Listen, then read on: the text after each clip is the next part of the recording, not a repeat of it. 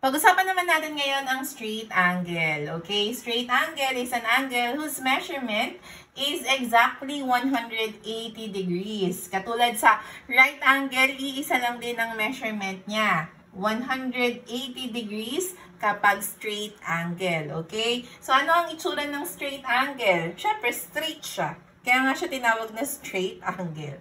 Okay? So, eto ngayon, yung 180 degrees. Now, meron ako ditong clock at ang oras dito ay 6 o'clock. Straight angle ba to? Yes, this is, ang na-form niya ay straight angle. Now, ano pa kaya yung ibang oras na makaka-form ng straight angle? Sige nga, mag-comment kayo dyan ng mga time na alam nyo na makaka-form ng straight angle. Okay? Comment your answer in our comment section and please don't forget to follow our page and share our videos.